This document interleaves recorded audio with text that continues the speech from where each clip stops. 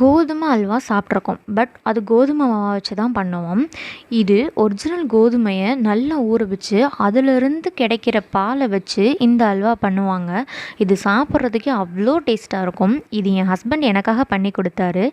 வாங்க இன்றைக்கி கோதுமை அல்வா எப்படி பண்ணுறதுன்னு பார்க்கலாமா? கோதுமையை நல்லா வாஷ் பண்ணி ஒரு 8 ஹவர்ஸ் போல் நல்லா ஊற வச்சு எடுத்துக்கலாம். இப்போ ஊற வச்ச கோதுமையை மிக்ஸி ஜாரில் சேர்த்து இப்போ ஊற வச்ச அந்த தண்ணியும் இதோடு சேர்த்து இதை ஃபைன் பேஸ்ட்டாக நல்லா அரைச்சி எடுத்துக்கலாம். நம்ம அரைக்கும் போதே இந்த மாதிரி திப்பிலி திப்பிலியாக வரும். இதெல்லாம் தான் நம்ம ஃபில்ட்ரு பண்ணி எடுக்கணும். இதிலேருந்து எடுக்கிறது தான் கோதுமை பால். இதை வச்சு தான் இன்றைக்கி அல்வா பண்ண போகிறோம்.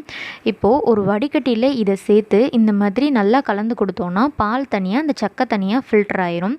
இப்போது இந்த சக்கை நமக்கு தேவை கிடையாது. இதை தூக்கி போட்டுட்டு இந்த மாதிரி கொஞ்சம் கொஞ்சமாக பால் எடுத்துக்கலாம். இப்போ இந்த பாலை இன்னொரு வடிகட்டியில் சேர்த்து வடிகட்டி எடுத்துக்கலாம்.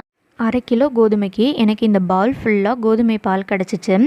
இப்போது ஒரு பேனில் 3 கப் அளவுக்கு சுகர் சேர்த்துக்கலாம்.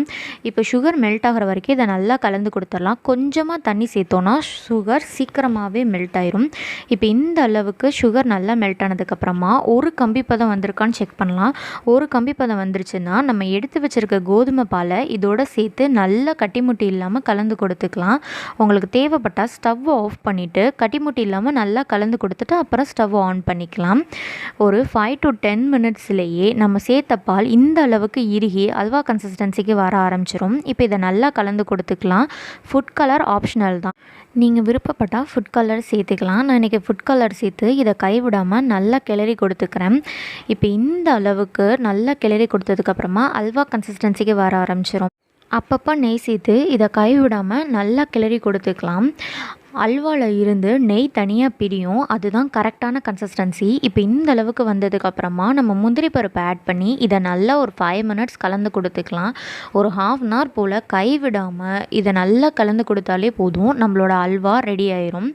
உண்மையாகவே இந்த அல்வா சாப்பிட்றதுக்கு அவ்வளோ சூப்பராக இருந்துச்சு. ஒரிஜினலாக ஒரு கோதுமையிலேருந்து பால் எடுத்து அதை அல்வா செய்யும்போது அதோட ஃப்ரெஷ்ஷான அல்வா டேஸ்ட் என்னங்கிறத நான் ஃபீல் பண்ணேன். ஜஸ்ட் ஒன்ஸ் இந்த மாதிரி அல்வா ட்ரை பண்ணி பாருங்கள். இது சாப்பிட்றதுக்கே அவ்வளோ டேஸ்ட்டாக இருந்துச்சு. இது மாதிரி மோர் டிஃப்ரெண்ட் ரெசிபிக்கு எங்களோட சேனலை சப்ஸ்கிரைப் பண்ணிக்கோங்க. தேங்க்யூ ஃபார் வாட்சிங்.